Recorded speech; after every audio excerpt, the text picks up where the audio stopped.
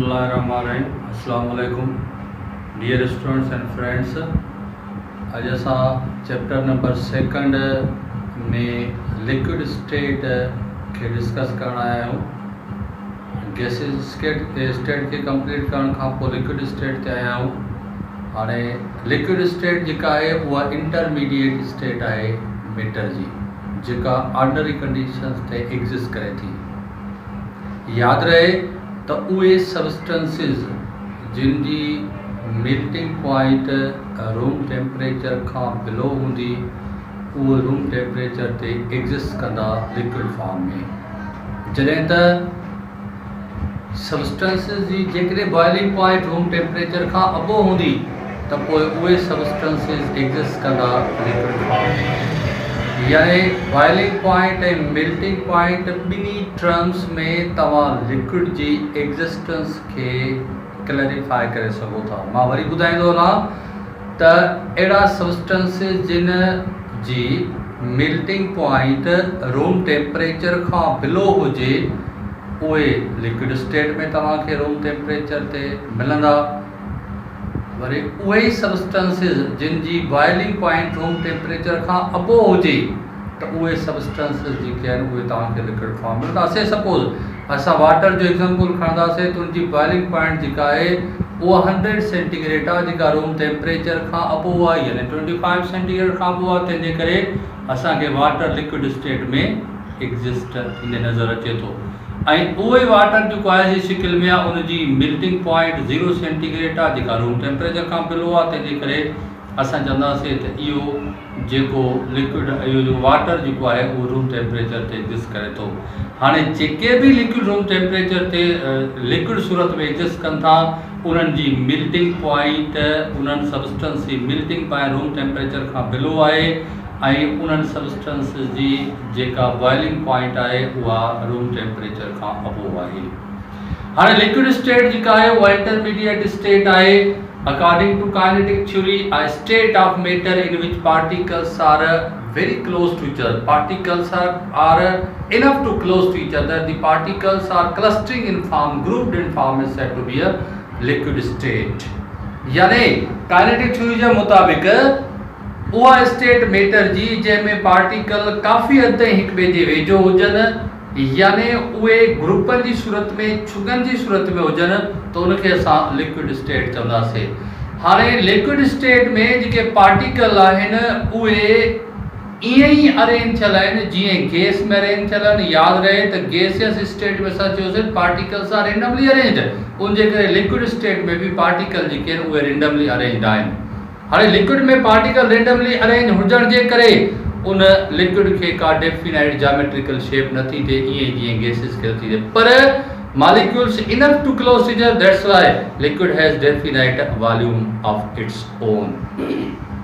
असां जेकॾहिं लिक्विड ऐं गैस जी वॉल्यूम ते कंपेयर कंदासीं, लिक्विड ऐं गैस जी वॉल्यूम खे कंपेयर कंदासीं त according to Avogadro's law 1 mole of any gas at STP occupies 2240 centimeter cube or milliliters। Centimetre cube millilitre small units में वॉल्यूम लिखी आहे त कंहिं बि गैस जी standard temperature pressure, standard temperature केतिरो 0 सेंटीग्रेड या 273 केल्विन, स्टैंडर्ड प्रेशर केतिरो 180 एम या 760 टार या कंहिं बि यूनिट में तव्हां कांस्टेंट प्रेशर खणी वठो। उते चए थो त का बि गैस जेका आहे उहा 22400 सेंटीमीटर क्यूब या मिलीलीटर स्पेस ऑक्यूपाई कंदी।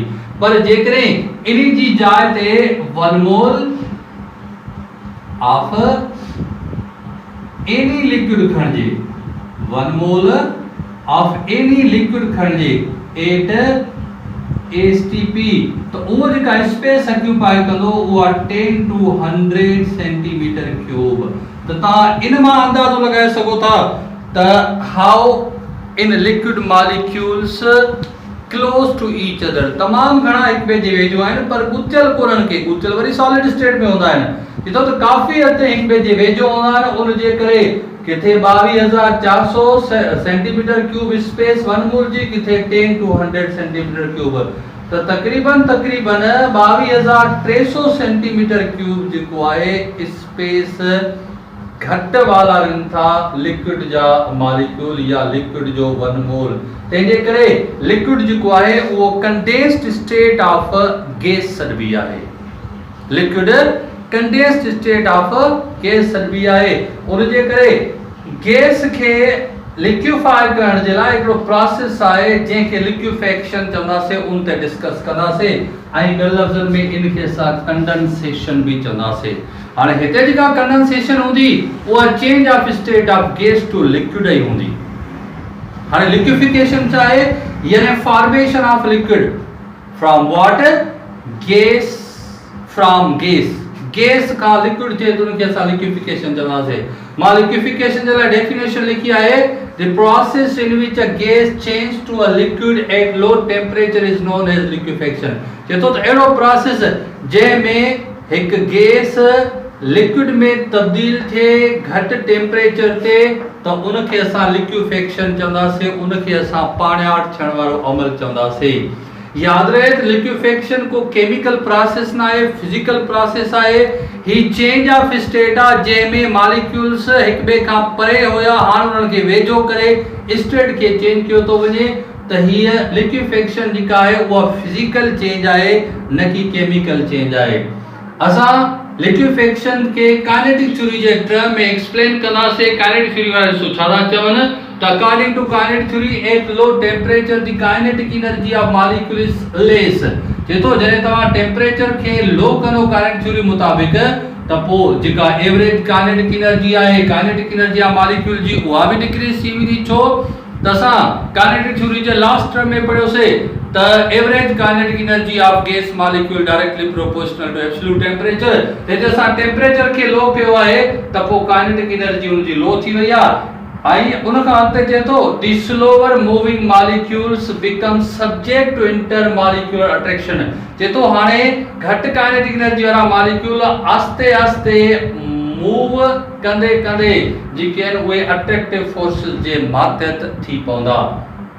At a sufficiently low temperature, the attractive force is dominant।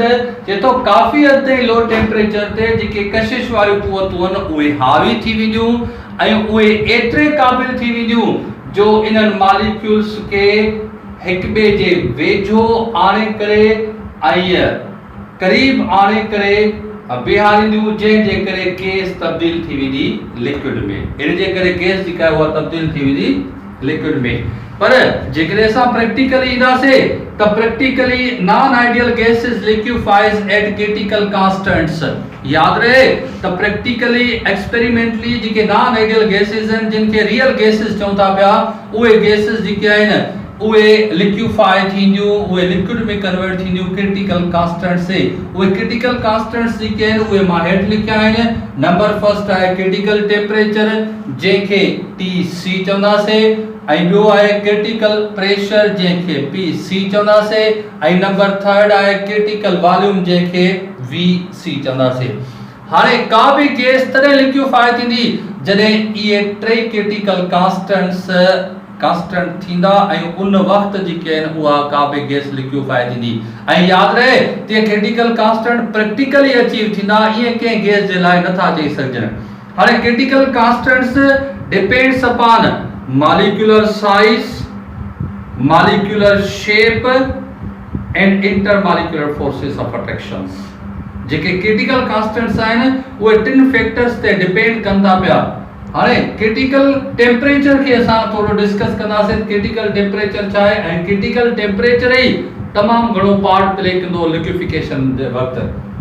चए थो the highest temperature at which any gas can be liquefies at critical pressure is known as critical temperature. चए थो उहो वधि में वधि temperature या उहो वॾो टेम्परेचर जंहिं ते का गैस लिक्विफाई थी वञे, छा ते क्रिटिकल प्रेशर ते, त उनखे असां क्रिटिकल टेम्परेचर चवंदासीं। हाणे कंहिं गैस जो टेम्परेचर कीअं वधाए सघिजे थो? उन गैस के लार्जर कंटेनर में जैसे स्मॉलर कंटेनर में सेट किया वेंदो तो उन जी वॉल्यूम डिक्रीज थींदी, मॉलिक्यूल एक ॿिए जे वेझो ईंदा, वेझो अचण जे करे उन जो प्रेशर इंक्रीज थींदो। हाणे प्रेशर इंक्रीज थियण जे करे टेम्परेचर इंक्रीज थींदो, छो त pressure directly proportional to temperature. Temperature जीअं जीअं वॉल्यूम डिक्रीज थींदी वेंदी तीअं तीअं प्रेशर इंक्रीज थींदो वेंदो ऐं टेम्परेचर इंक्रीज थींदो। तांजो काफ़ी हद ताईं जॾहिं टेम्परेचर वधी वेंदो तो उन टेम्परेचर ते गैस के सडनली लार्जर वॉल्यूम में सेंड किया वेंदो।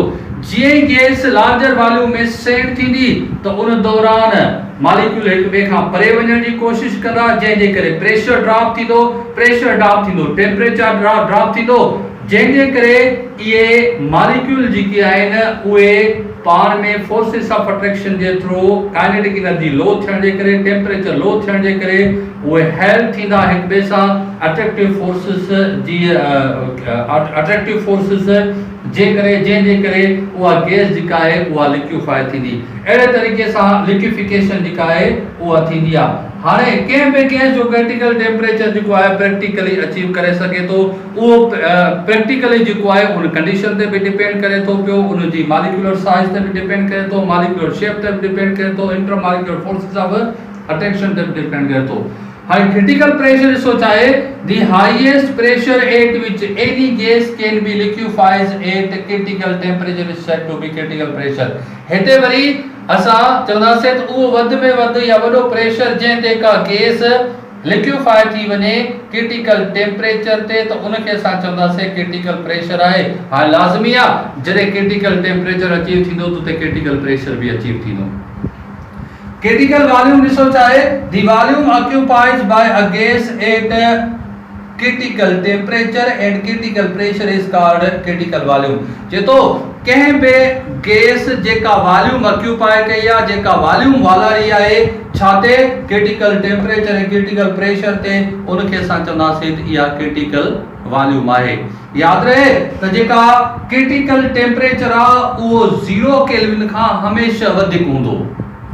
क्रिटिकल टेम्परेचर 0 केल्विन खां हमेशा वधीक हूंदो। ॾिसो Tc for any gas greater than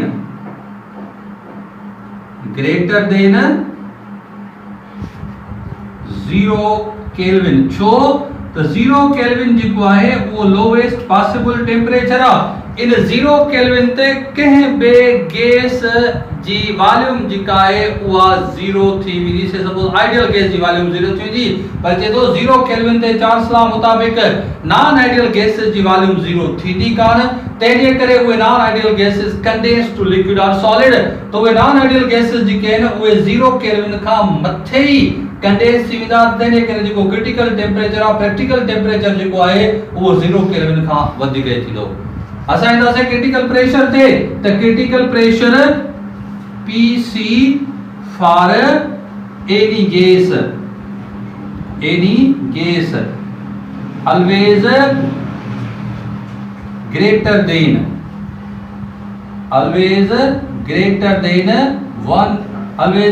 than 0 atm। याद रहे त जेको क्रिटिकल प्रेशर आहे उहो बि 0 atm खां वधीक थींदो। छो त 0 atm लोवेस्ट पॉसिबल प्रेशर आहे कंहिं बि गैस जो आहे, उहो आइडियल गैस जो थी सघे थो 0 केल्विन ते, तंहिंजे करे हिन खां वधीक क्रिटिकल जेको आहे उहो प्रेशर थी सघे थो। ऐं क्रिटिकल वॉल्यूम ॾिसो, दी critical volume for any gas always